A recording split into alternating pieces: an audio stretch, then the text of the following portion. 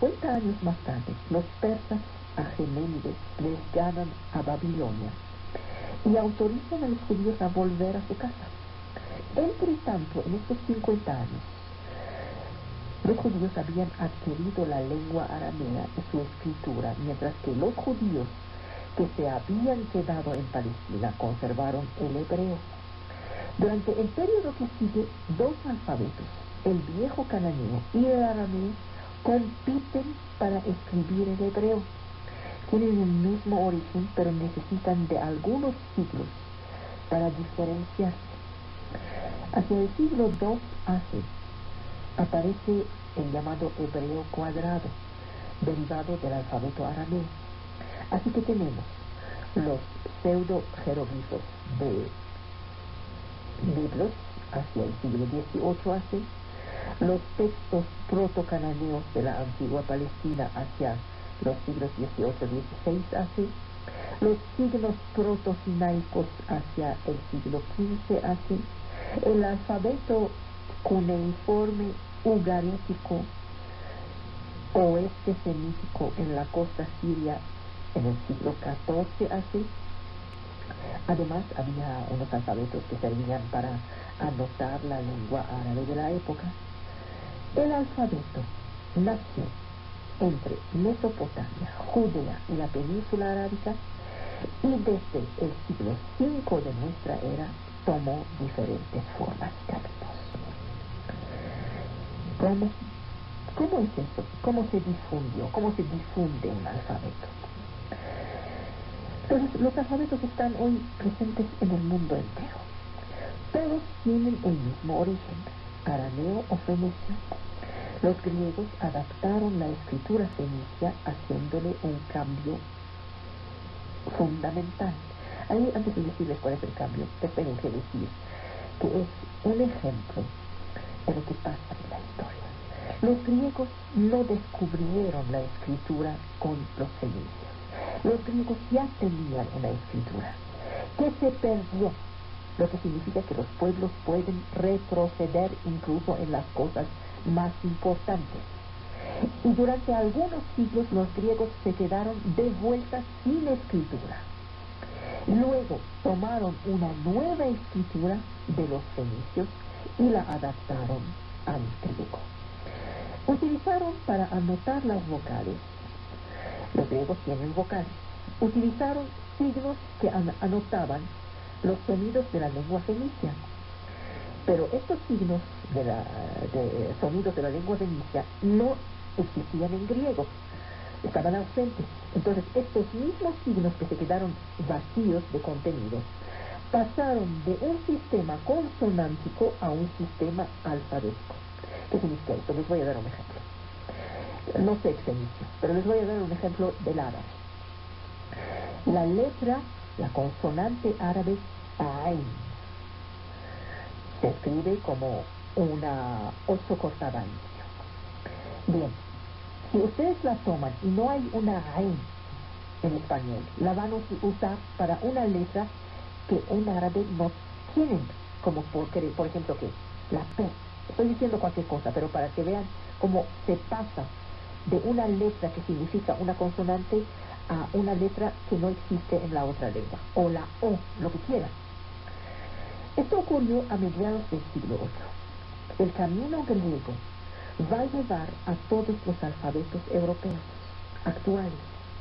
El etrusco en el siglo VII AC, los alfabetos itálicos, el copto en los siglos II, III, el gótico en el siglo IV, el armenio en el siglo V, el georgio y por fin el cirílico en el siglo IX.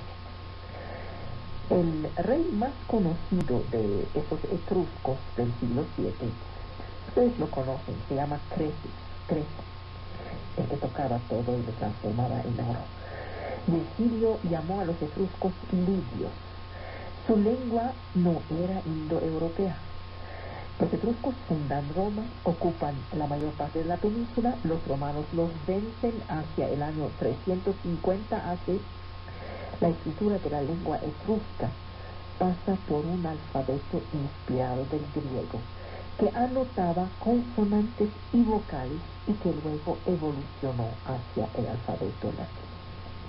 Se escribía, según los casos, de izquierda a derecha o de derecha a izquierda o incluso en espiral. Todavía no se hicieron una idea precisa del cómo. Ahora, ¿saben qué? Somos capaces de leer este alfabeto, pero no sabemos qué lengua transcribía. Podemos leer a voz alta unos textos que no comprendemos. El papel del alfabeto etrusco sirvió para la aparición de la escritura entre los romanos. Tenemos un alfabeto grabado sobre una tabla en marfil que servía como modelo. Hay 26 letras, de las cuales 5 vocales escritas de derecha a izquierda. Son las 22 letras del alfabeto fenicio más 4 letras griegas. Por eso es que podemos leer el etrusco, pero no sabemos qué significa. Si hay un misterio etrusco, este misterio no viene del alfabeto, que sabemos leer perfectamente. Viene de la lengua que no conocemos. Tenemos una idea del sistema numeral. Sabemos también, gracias a las piezas de moneda, cómo los etruscos escribían esas cifras. Pero la lengua etrusca no pertenecía a la familia indoeuropea. Antes de la emergencia del alfabeto latín, existían alfabetos como el Messapio, el Siculio, que seguían el alfabeto griego.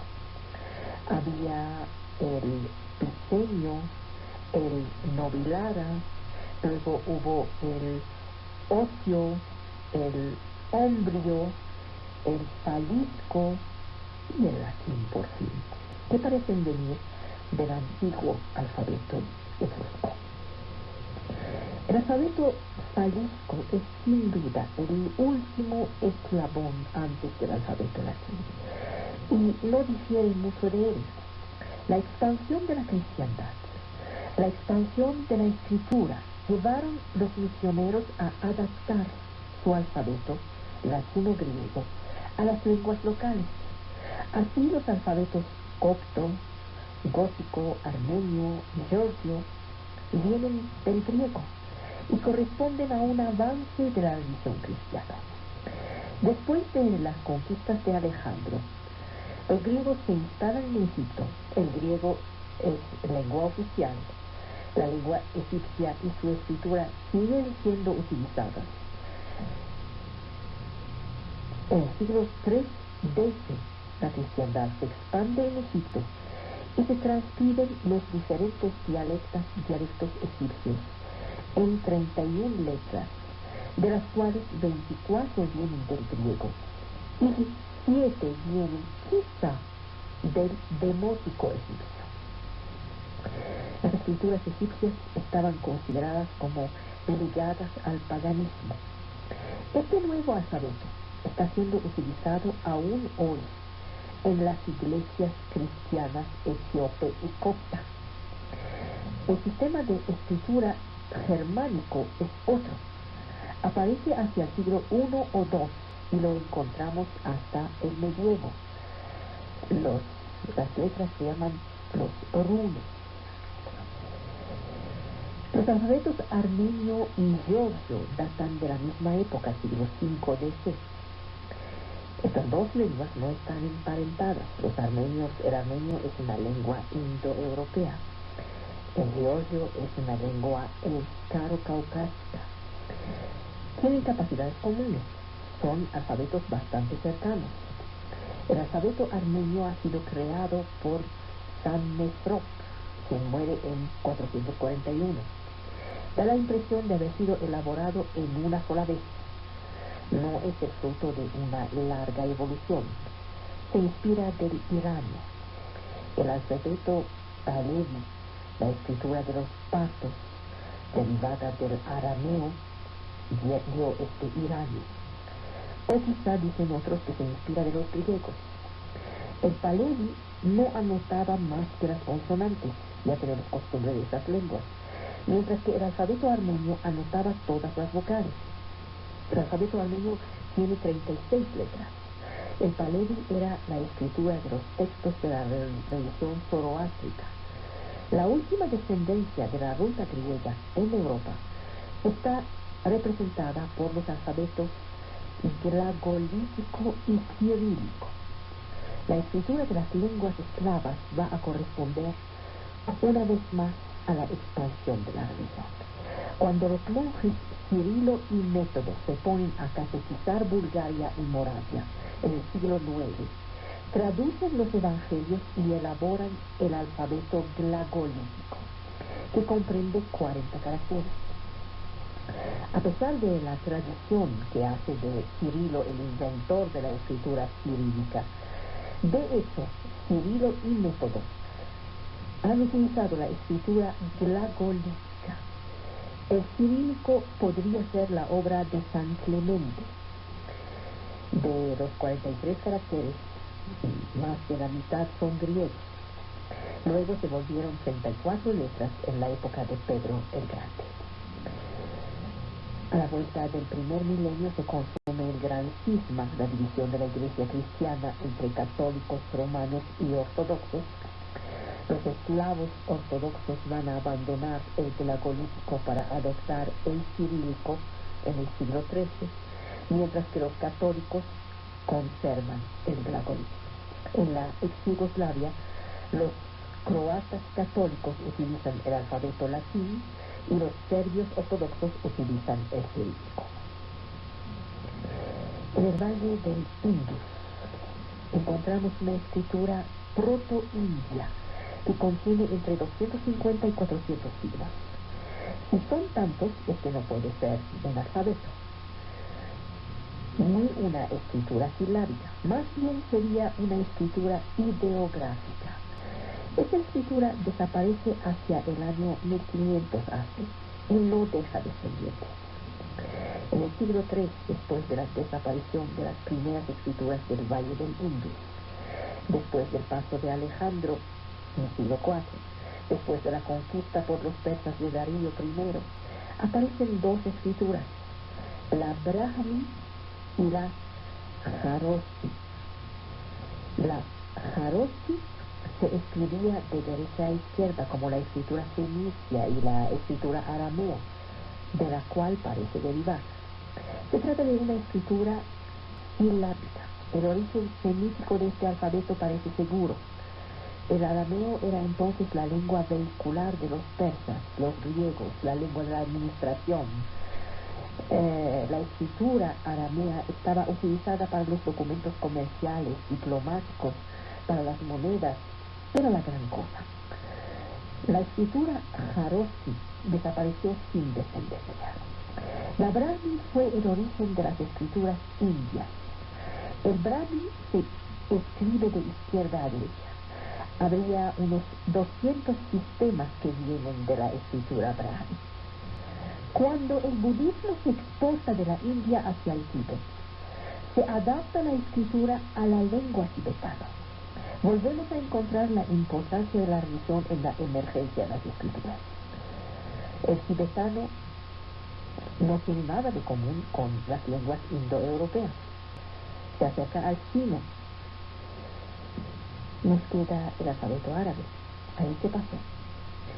En el origen tenemos a un pueblo caravañero que va de oasis a oasis, de mercado en mercado, hablando una lengua que no estaba escrita. La escritura nace la mayor parte de las veces en las ciudades, ya se lo dije. Los árabes utilizaban un alfabeto derivado del fenicio, el alfabeto nabateo, pero escribían en la lengua vehicular comercial de la época, que era ¿qué? El arameo.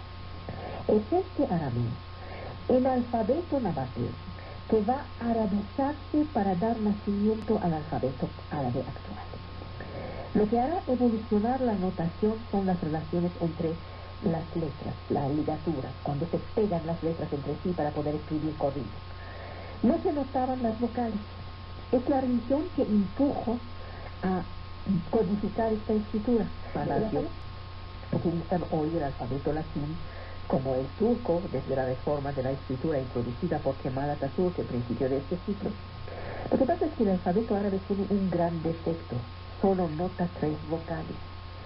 está mal adaptado a las lenguas que poseen numerosas vocales. Es por esta razón que los turcos lo abandonaron. El alfabeto árabe dio nacimiento a un arte caligráfico muy sofisticado. ¿Y qué pasó con la escritura de la América Central? ¿Acaso hay una escritura en América precolombina? Los aztecas anotaban los nombres de los pueblos sometidos al impuesto. Pero este sistema que encontramos en el origen de numerosas escrituras y que evolucionó generalmente hacia una escritura silábica, luego alfabética, aquí en el caso azteca no ha evolucionado. Y solo los mayas han desarrollado una escritura real. Escribe Gelb: la escritura maya no es fonética. No se ha podido descifrarla aún. Estábamos en los años 50. Una escritura fonética puede ser descifrada, sigue diciendo Gelb. Siempre acabamos por poderlo hacer. Las lenguas mayas son bien conocidas.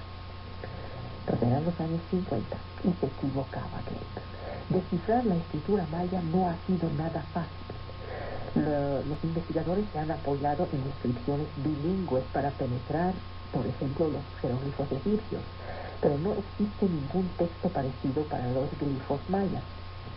Los mayas han dejado una escritura que hoy es representada principalmente en 3 códices: el Dresdensis, conservado en la Royal Library de Dresde; el Parisianus, conservado en la Biblioteca Nacional de París; y el Cortesianus, conservado en el Museo de América en Madrid. Además tenemos la relación de las cosas de Yucatán de Diego de Landa, un obispo, el primer obispo de Mérida. Un cura francés que había vivido en Guatemala, Charles Brasseur de Bourbourg, tradujo el Popol Vuh, el libro sagrado de los Maya Quiché. En esta obra hay 2 documentos inestimables: una descripción del calendario maya, de hecho es uno de 2 calendarios, y vamos a llamarle alfabeto maya. No es alfabeto, pero ya lo dije. La numeración y el calendario estaban en el centro de la cultura maya. La numeración es a base 20. Se anotaba con palitos que valían 5 y puntos que valían 1. Existía de hecho 2 calendarios. Uno, el calendario religioso de 260 días. Cada día estaba asociado a un jeroglifo diferente. El glifo de un día estaba siempre precedido de un número que va del 1 al 13. La asociación de uno de 20 glifos de día y de uno de los números de 1 a 13 bastaba para situar un día en este año. 20 por 13 igual a 260. Segundo, el calendario civil solar de 365 días, compuesto de 18 winales. Los winales son periodos de 20 días y de 5 días complementarios agregados después del 18º winal. El jeroglifo de estos 18 meses es siempre el de un dios o un animal sagrado asociado a una manifestación religiosa o agrícola. Los 5 días adicionales no tenían nombre. Ahora, ¿en verdad había una escritura maya? Cada glifo estaba ligado a un cuadro mitológico, cuyo conocimiento era necesario para la lectura. Los glifos no representaban fonéticamente palabras mayas, sino ideas universales.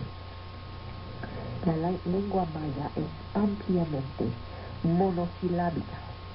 Hay en la concepción de la escritura maya algo que la acerca a la escritura china. Este sistema no puede ser considerado como alfabético, porque no tendría más que unos 30 siglos si lo fuera. Si fuera silábico, el sistema tendría entre 100 y 200 siglos, no más. Entonces era un sistema mixto, utilizando a la vez logogramas y signos silábicos.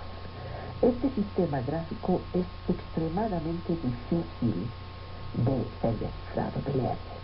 Realmente, como un continente dominado por la tradición oral, África Negra no ha dado nacimiento a un sistema de escritura de alguna importancia.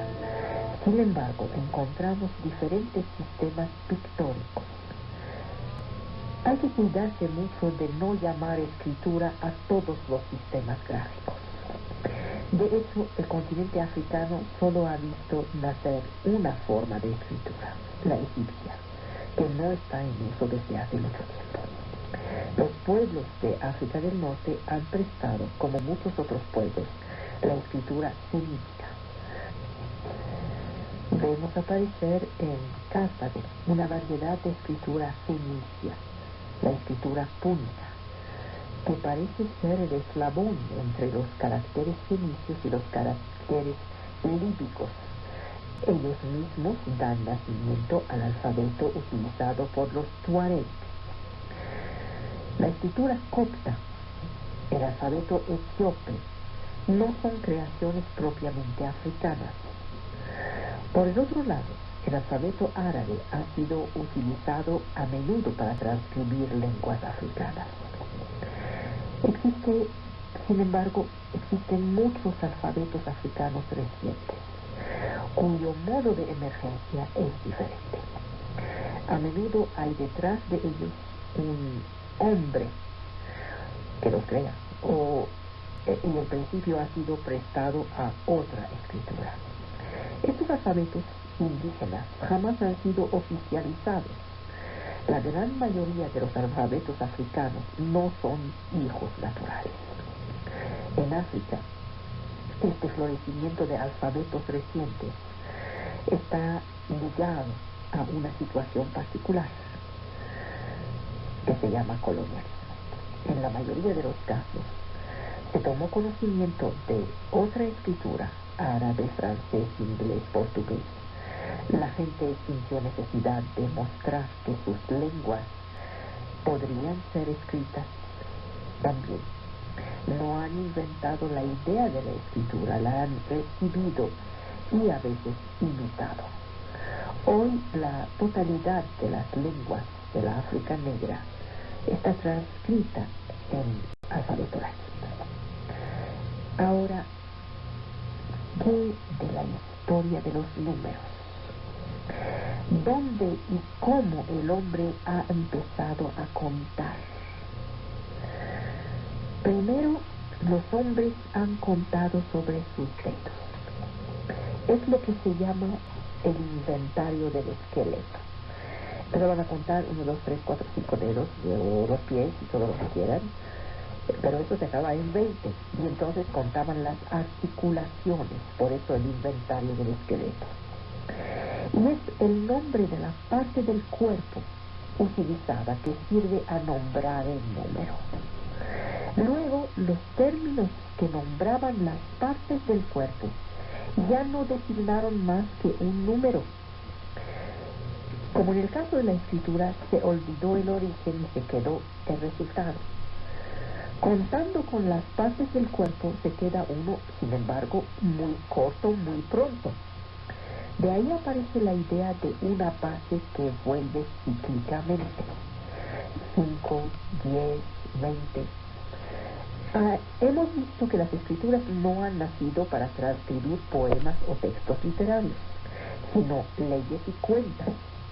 Los sumerios tenían una numeración a base 10 y 6, con una notación especial para 1, 10, 60, 600, 3600, 36.000. Los egipcios escribían los números utilizando una numeración decimal. La escritura china tiene 13 caracteres para designar 10 cifras. Estas cifras son caracteres como los demás. Algunos pueblos han innovado escribiendo los números con la ayuda de letras, sea utilizando la inicial del nombre del número la M de 1000, por ejemplo, en la numeración latina, sea dando a las letras del alfabeto un valor numérico. Así, por ejemplo, los griegos anotaban los números de 1 a 4 con barras verticales. Luego para 5, 10, 100, 1000 y 10.000 con la ayuda de un signo. P, la P para pente. Pende es 5. D para deca. Deca es 10. H para hecatón. Hecatón es 100, etc. Paralelamente a este sistema, utilizaban letras del alfabeto en su orden habitual. A para 1, B para 2, G para 3, la G para 3, D para 4, etc. En la numeración hebraica se iba siguiendo el orden de las letras del alfabeto de 1 a 9, luego de 10 a 90, luego de 100 a 400. Para los números mayores se procedía por agregación de letras. 400 más 100 para 500, 400 más 400 más 100 para 900, etc. ¿Saben? Esto se quedó en el francés. Los franceses están prepotentes para decir que ellos lo saben todo. Guardaron un anacronismo para decir 90. 90 es 420 más 10. No hay palabra para decir 90. Y estos franceses se ríen de los belgas que sí han inventado una palabra para decir 90, que es 90. Entonces, los belgas que hablan francés dicen 90 para 90, y los franceses dicen 420 más 10. Bien. Así, una palabra podía tener un valor numérico que se calculaba sumando el valor de las letras, lo que abría la vía a la magia. Algunas combinaciones de letras podían tener un valor simbólico. Por eso los judíos no escribían el número 15 utilizando el 10 más el 5, sino que utilizaban el 9 más el 6, porque la sucesión de 10 y 5, es decir, Yod y G, habría dado las dos primeras letras del nombre de Dios, Yahvé. Los latinos también han utilizado las letras para anotar cifras. Hay que distinguir aquí entre la I, la B y la X, es decir, el 1, el 5 y el 10 por un lado, y la L, la C y la M, es decir, 50, 100 y 1000. La utilización de una barra vertical para anotar la unidad, de dos barras para anotar dos, etc., era ya el sistema de los griegos, como les dije. Los latinos han utilizado la X para anotar el número 10, allá donde los griegos han utilizado la D. De la X resulta la D para anotar 5, porque la D es la mitad de X, la mitad de arriba. Había en el alfabeto griego letras que no correspondían a ningún sonido en la lengua latina. Las formas de las letras se fueron evolucionando. C es la inicial de centum. Esta notación va a ser utilizada hasta el siglo X en Europa. Es en el año 976 que se encuentra por primera vez en un manuscrito, el Codex Vigilanus, la utilización de los números árabes en lugar de los números romanos. Lo que caracteriza las escrituras de las numeraciones sumeria, egipcia o china, es que los números tenían siempre el mismo valor. Lo que ha cambiado con las numeraciones modernas es la idea de que según su lugar, una cifra podía tener un valor diferente. Esta evolución va a ser seguida del invento del cero. El origen de la palabra cifra es una palabra árabe que significa cero, vacío, sofar. Esta noción en su origen expresaba la ausencia de unidad.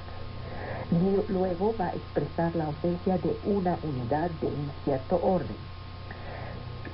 Aquí hay dos inventos entonces esenciales: la aparición del cero y la numeración de posición. Con estas dos, con estos dos inventos, bastó con 10 signos para anotar cualquier número. Este invento es parecido al del alfabeto, y como el alfabeto viene de una misma origen, de un mismo origen, este origen es semítico.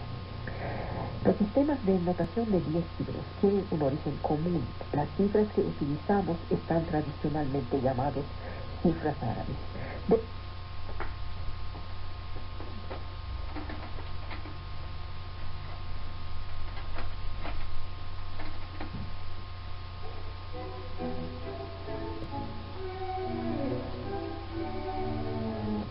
Con estos dos inventos, bastó con 10 signos para anotar cualquier número. Este invento es parecido al del alfabeto, y como el alfabeto viene de una misma origen, de un mismo origen, este origen es semítico. Los sistemas de notación de 10 signos tienen un origen común. Las cifras que utilizamos están tradicionalmente llamadas cifras árabes. De hecho, parece que el origen es indio y data de los siglos 5 o 6. Los sistemas de escritura de las cifras tienen un origen común, luego se han diferenciado. Las cifras árabes constituyen para las otras cifras lo que el inglés es para las otras lenguas, y lo que el alfabeto latín, que es el soporte gráfico de las grandes lenguas imperiales occidentales, lo que el alfabeto latín es para los otros alfabetos. Lo que quiero decir es que la expansión de estas cifras árabes, como la del alfabeto latín, atestigua de una relación de fuerza.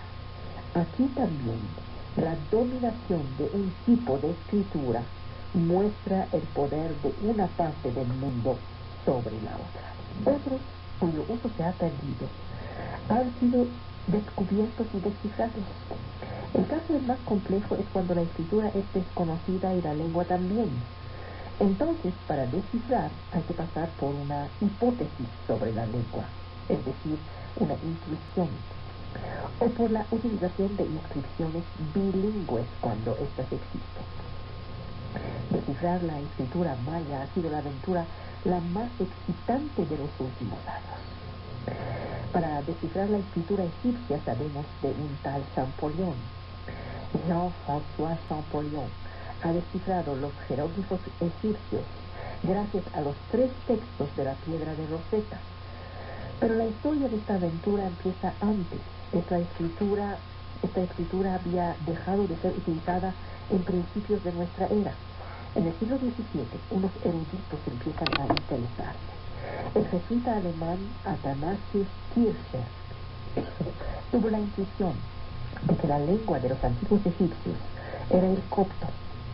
En el siglo XVIII, un alemán, Niebuhr, quien debía luego tratar de descifrar el silabario persepolitano, pasaba por el Cairo en el año 1762, tuvo el primero la idea de que el demótico y el hierático no eran escrituras diferentes, sino variaciones gráficas solamente. También dijo que no podía haber un jeroglifo por cada cosa o idea anotada. El descubrimiento en 1799 de la piedra de Rosetta permite una revolución. En 1802, después de la derrota de las tropas francesas, la piedra fue recuperada por los británicos. Hoy se encuentra en el British Museum en Londres. Comporta el mismo texto en 2 lenguas, griego y egipcio, y 3 escrituras: el alfabeto griego, la escritura jeroglífica y la escritura domítica. Solo el texto griego estaba comprensible. Se trataba de un decreto banal relativo al cumpleaños del faraón Ptolomeo V en el año 196 antes de nuestra era. El sueco especialista en copto llamado Åkerblad se da cuenta rápido de que los nombres propios griegos en la inscripción domítica, por ejemplo, Ptolomeo, Alejandro, Astinoe, Berenice, se da cuenta de dónde están y deduce 16 letras del alfabeto copto. Silvestre de Sacy, que era especialista del árabe y del persa, no logra avanzar más. Y un no especialista llamado Thomas Young, un médico oftalmólogo británico, opera unas líneas de división entre el texto y identifica algunos grupos. Luego postula que los jeroglifos pueden tener un valor fonético. Luego encuentra y traduce algunas decenas de palabras. No avanza más. No había entendido aún el principio de la escritura jeroglífica. Por fin viene el joven Champollion y descubre el código. Champollion había sido alumno de Silvestre de Sacy. Conocía el árabe, el copto, el griego. Contó el número de palabras del texto griego, salieron 486 palabras. Luego contó el número de jeroglifos, 1419. Esta disproporción lo lleva a la conclusión de que los jeroglifos no podían notar cada uno una palabra, porque hay mucho más. Si esta escritura no es alfabética, debe tener un carácter mixto, fonético y simbólico. El 26 de septiembre de 1822, Champollion se pone a leer ante la Academia de las Inscripciones y Bellas Letras un texto de 8 páginas que se llama Carta a Dacier. Ahí expone todo el principio de la escritura. Había entendido todo. En enero de 1824 publicó su Preciso del sistema jeroglífico de los antiguos egipcios. Le quedaban apenas 8 años de vida. Los utilizará para redactar algunas obras que serán publicadas después de su muerte. Nada hubiera sido posible sin la intuición de que detrás de los jeroglifos había el copto, la antigua lengua de los cristianos egipcios. Es por un estudio de la transcripción de los nombres propios que el misterio de los jeroglifos ha podido ser resuelto. Otra aventura fue la que permitió descifrar el llamado lineal B. En principio de este siglo se encuentran en Knossos los primeros textos de esta escritura. Seguirá siendo un misterio hasta 1952. Tanto la escritura como la lengua eran desconocidas y no había textos bilingües. Se trataba del griego arcaico. Arthur Evans divide el conjunto gráfico en 4 categorías. 2 categorías lineales A y B y 2 categorías jeroglíficas A y B. El jeroglífico A aparece hacia 2100 AC. Son pictogramas, estrella, flecha, mano. El jeroglífico B aparece hacia 1900 AC. El lineal A aparece hacia 1600 AC. Los signos son más abstractos, más lineales. Y el lineal B, que parece desaparecer hacia 1400 AC, es el último. Es en el lineal B que se encuentra la mayoría de los documentos, unas 4000 tabletas. El número de los signos es de más de 80, entonces era un sistema silábico. Las diagonales, las rayas verticales parecían servir a separar las palabras. Un joven arquitecto inglés, Michael Ventris, penetra el código, trabaja estableciendo tablas de frecuencia, ve que una misma vocal termina las palabras masculinas, O, y femeninas, A, y construye una lengua teórica. Este hombre es un matemático. Trata de conceder un valor fonético a lo que cree ser vocales, luego a las consonantes. Y su conclusión es que el sistema servía a anotar una lengua griega. Ventris era un investigador solitario. De hecho, trabajaba todo el día como arquitecto. En 1956, finalmente, serán descifrados los 807 signos del lineal B. La manera de Ventris era muy diferente de la de Champollion. El francés partió de la hipótesis copta y disponía de textos bilingües. El inglés, Ventris, no disponía de bilingües, partía de una construcción abstracta para llegar a la hipótesis griega. Son métodos opuestos. Y hay escrituras que se resisten, el etrusco, donde se conoce el sistema gráfico pero no la lengua, las escrituras del Valle del Indus, de la Harappa, el Mohenjo-Daro, donde no se conoce ni el sistema ni la lengua, las inscripciones de la isla de Pascua, donde ni siquiera se sabe si se trata de una escritura. Hay otras aventuras, como la del alfabeto proto-elamita. Existió en Susa a finales del tercer milenio y su utilización solo ha durado durante el reino de un rey, el rey Pusur, en Shinak, hacia el año 2200.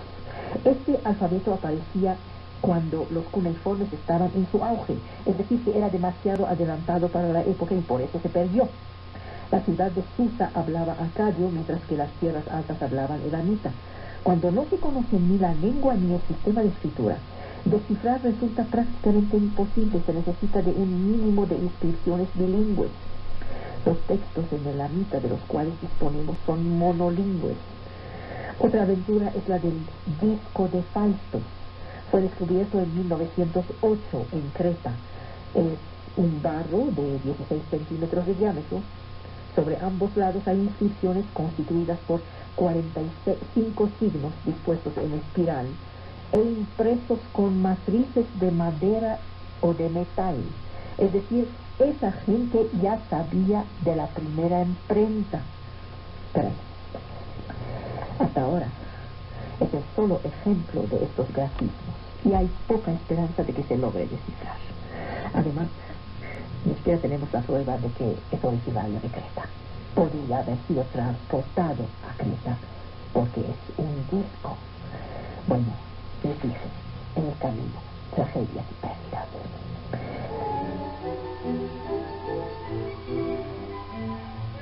Ideográfico. En un principio, la gracia es arbitraria, aun cuando pretende imitar lo real. Vamos a ponernos a los dos, usted y yo, a dibujar un pájaro. Mi pájaro no se parecería a su pájaro, al igual que las onomatopeas que pretenden imitar lo real y que son, sin embargo, diferentes de una lengua a la otra, y cada quien puede creer que su pictograma o su onomatopea imita finalmente la cosa, como cada quien cree escuchar las onomatopeas en su lengua. Voy a dar un ejemplo. Para los gritos del gallo, en árabe dicen cucu cucu, en francés cocorico. Yo nunca conocí a un gallo que dice cocorico, no sé cómo lo dicen en español, pero para ambos jurarían sobre la tumba de su madre que así dice el gallo. Lo mismo para los dibujitos. En ese sentido, mi pájaro no se va a parecer a su pájaro. Champollion clasificaba los pictogramas en 16 categorías: cuerpos celestes, humanos, cuadrúpedos, pájaros, reptiles, instrumentos, etc. Se llama sinecdoco cuando se pinta una fase para representar el todo. Desde el ejemplo de la cabeza del buey que representa a un buey entero. La metonimia es la notación de la causa por el efecto, o el efecto por la causa, o el instrumento por la obra producida. Por ejemplo, se representa el mes con el creciente de la luna. Se representa el fuego por una columna de humo. La metáfora peina la similitud. Así se expresa lo sublime por el dibujo de un halcón, que para los pueblos primitivos debía parecerles sublime. Así es como se pasó de dibujar un objeto preciso a dibujar una idea, una noción. Se presenta, por ejemplo, la contemplación. Uno está mirando, dibujando el ojo de un halcón. ¿Y cómo se representan las enigmas? Las enigmas son imágenes de objetos que solo tendrían relaciones muy ocultas con el objeto que hay que notar. Y así es como encontramos los contrasentidos cuando se trata de leer un texto. Por ejemplo, una pluma de avestruz representaría la justicia. ¿Cómo es eso? Bueno, se supone que todas las plumas de esta ave eran iguales, son iguales. Por eso la justicia. ¿A quién se le iba a ocurrir? Estos caracteres jeroglifos están grabados en la piedra o pintados. Lo que se refiere al cielo está generalmente pintado en azul. La tierra y el sol son rojos. El agua es azul o verde. La carne del hombre se representa en rojo. La carne de la mujer se representa en amarillo. Los signos estaban indiferentemente dispuestos vertical u horizontalmente, de derecha o de izquierda. El sentido de la lectura estaba indicado por la dirección de la mirada de los seres. Se pone, por ejemplo, un ser mirando hacia la derecha, entonces había que leer de izquierda a derecha, o al revés, o de arriba para abajo. Y esto se pone en el principio de un texto. Los nombres de los soberanos estaban inscritos en un cartucho. Así se hacía un dibujo de una bola alrededor. Pero se encerraba en un cartucho. El sistema egipcio evolucionó primero hacia la fonética y segundo hacia la acrofonía y tercero hacia la determinación semántica. Se inventó el fonograma. El acrónimo es una suerte de signo oral que consiste en tomar las consonantes iniciales de cada sílaba. Aparecen acrónimos, triliteros, es decir, de 3 letras que son 3 consonantes. Les doy el ejemplo que conozco mejor, que es la lengua árabe. Todo lo que se refiere a libros, escritura, lectura, lo que sea, parte de 3 consonantes que es ka, ta, ba. Bueno, esto nació entonces en Egipto. Tenemos también acrónimos biliteros de 2 consonantes. Los uniliteros van a constituir el alfabeto consonántico de 26 elementos. Los egipcios solo notaban las consonantes. Para completar y para resolver esta dificultad cuando había vocales, los egipcios van a utilizar algunos jeroglifos como determinativos. La escritura jeroglífica monumental es la más conocida, la más antigua, la más espectacular. Conoció a lo largo de los siglos una evolución que la llevó hacia la jerárquica y hacia la demótica, 2 evoluciones que salieron del jeroglífico que nosotros conocemos. La escritura monumental no había variado prácticamente en nada a lo largo de 3000 años. Aparecieron otras formas técnicas. Apareció, por ejemplo, el cálamo, este palito que tiene una punta y que escribía. ¿Escribía sobre qué? Bueno, no solo sobre el barro. Podía escribir sobre el cuero, sobre la tela, sobre el papiro. La escritura se vuelve entonces más flexible. Al volverse más flexible, hay simplificación del grafismo. Aparecen los jeroglifos lineales. Ya se pueden escribir libros, porque se va más rápido. Antes había que darle de palos a la piedra. La escritura, llamada jerárquica, es usada esencialmente por los sacerdotes. No reemplaza las inscripciones monumentales grabadas en la piedra, sino que coexiste con ellas. Hay 2 escrituras. La escritura jerárquica da luego nacimiento a la escritura demótica, que simplifica aún más. ¿Y qué hace? Hace esto: pega los signos entre sí. Hasta entonces no estaban pegados, estaban sueltos. Esto vuelve su lectura muy difícil y transforma su apariencia. La apariencia se vuelve muy diferente. La escritura jerárquica, cuidada, será entonces reservada a los textos religiosos, mientras que los documentos administrativos, la correspondencia, la poca cosa pues, serán redactados en demótico. Más al este, en China, los carapachos de las tortugas llevan inscripciones. Esta práctica antigua se llama osteomancia. Los adivinos grababan sobre estos carapaces o sobre los omóplatos de los bueyes los asuntos de sus clientes. Luego llevaban contra el hueso un fierro caliente, calentado. Se rompía el carapacho y entonces ellos se ponían a interpretar la ruptura producida. En el siglo XII y XI encontramos inscripciones sobre escamas. En el siglo VIII encontramos inscripciones sobre bronce. Luego sellos grabados en la piedra o el marfil. Por fin, los caracteres clásicos dibujados con pincel. Estas variaciones se escalonan sobre más de 30 siglos. La gracia se modifica en el paso del palo al pincel. Es una evolución esencialmente técnica. El signo se vuelve cada vez más arbitrario. Se aleja de la imitación de la realidad. Así, la mujer en el origen estaba representada de cuclillas, trabajando o rezando, siempre en posición de sumisión. El ejemplo de estos caracteres, fíjense bien, puede decirnos mucho sobre la sociedad y sobre su ideología.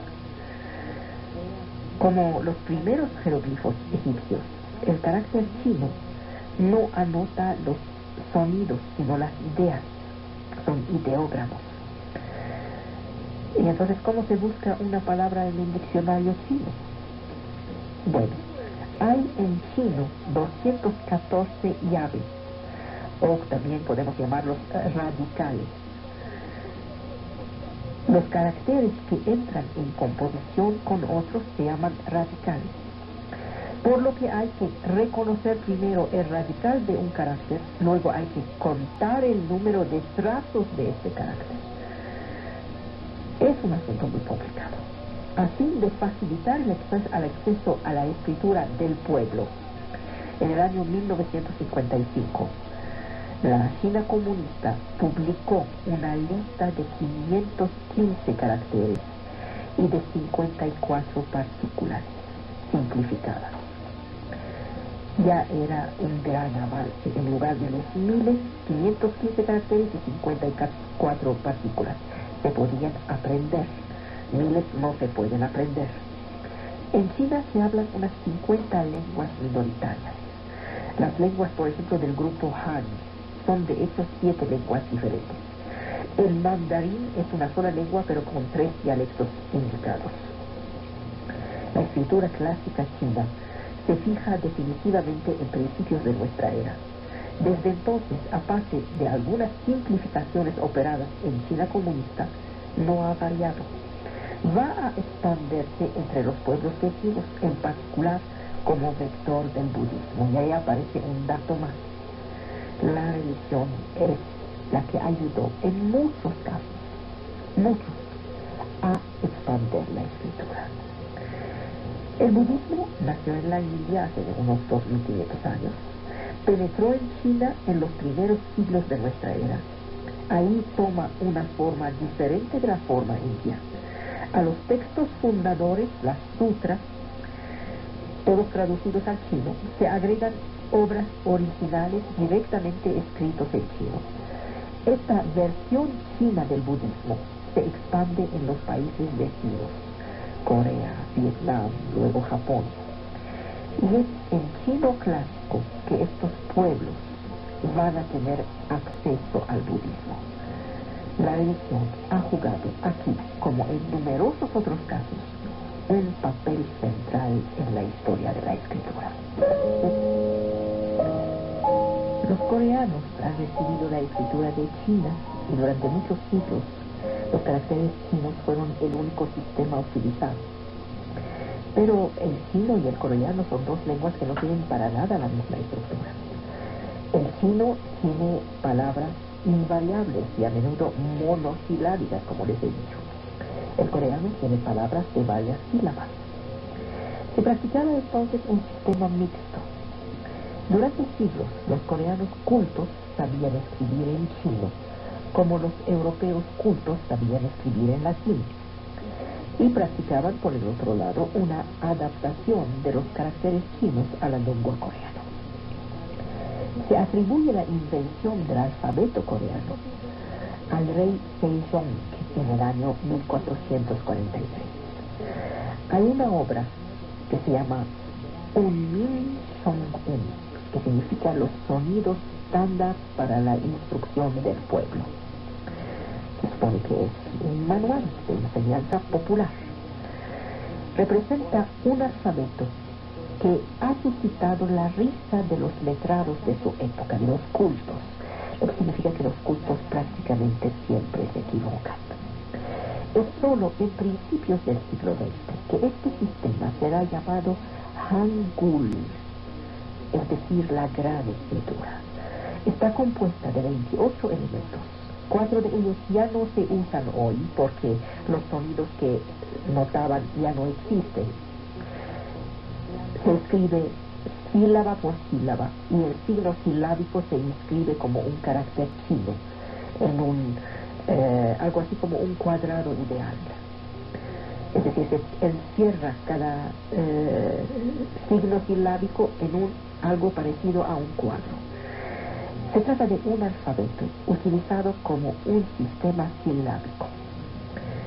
El Hangul se dice de él que es el mejor alfabeto del mundo.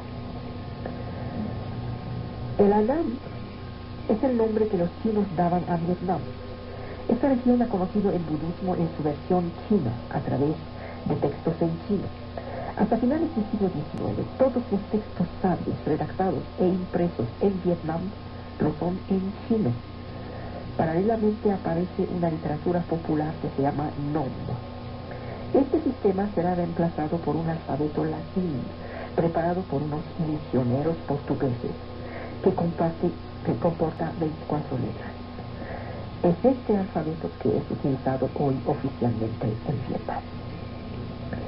El budismo condujo a introducir la escritura china en Japón por intermediario de Corea. La lengua japonesa no tiene nada de común con la china, sin embargo, se le utilizará durante mucho tiempo mezclando la lectura semántica y la lectura fonética. De la lectura fonética nacieron los kana. Son 2 conjuntos de signos que notan todas las sílabas del japonés. Estos kana bastan para notar el japonés. Durante mucho tiempo las mujeres solo aprendían a leer en kana, mientras que los hombres practicaban la escritura china, que era la noble. La prensa, las obras técnicas, las obras científicas, los textos literarios utilizaban varios miles de caracteres. Después de la Segunda Guerra Mundial hubo un gran debate sobre la escritura japonesa. Los Estados Unidos trataron de imponer una notación alfabética latina. El asunto acabará en un sistema mixto. Una lista de 1850 caracteres chinos, que en japonés se llaman kanji, fue fijada esta lista en 1956. Tenemos entonces un sistema a 3 componentes. Los kanji, oficialmente en 1850, que pueden ser leídos fonéticamente o semánticamente. El segundo sistema, la segunda componente, son los hirakana, que sirven para precisar fonéticamente la pronunciación japonesa. La tercera componente son los katakana, que sirven para escribir sin ninguna ambigüedad la lengua japonesa. Pero la permanencia de los kanji atestigua de la historia de la introducción de la escritura en el Japón.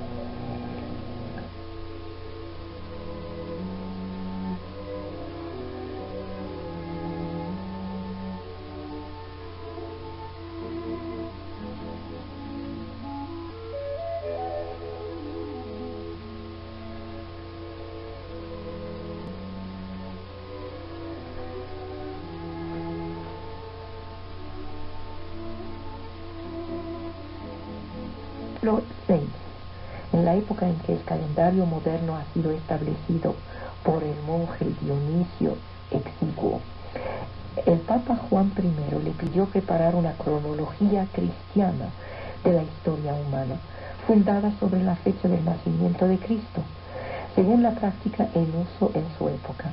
Dionisio acostumbra fechar los eventos como se llama entonces, ad urbe condita, a partir de la fundación de la urbe es Roma, a partir de la fundación de Roma, y decide que la fecha del nacimiento de Cristo es el 25 de diciembre del año 753 ad urbe condita, después de la fundación de Roma. Luego instaura el principio de la era cristiana 8 días más tarde, el 1 de enero de 754 ad urbe condita, día de la circuncisión de Cristo, entonces de 8 días. El 1 de enero era también el día del año nuevo en el calendario romano. Pero Dionisio no utilizaba el 0. Cuando hace principiar la era el 1 de enero de 754, este día se vuelve el 1 de enero del año 1. Por esto es que los siglos empiezan en 01 y no en 00. Si Dionisio hubiera decidido que la fecha fundadora será el 1 de enero del año 0, todas estas discusiones sobre el principio de los siglos y de los milenios hubieran sido resueltos. Dionisio no podía pensar así, porque las matemáticas occidentales de su época no habían aún desarrollado el concepto operativo de 0. Los egipcios lo habían utilizado esporádicamente. Los chinos conocían el concepto, pero no conocían el número. Los mayas lo conocían, pero no lo utilizaban. Respuestas.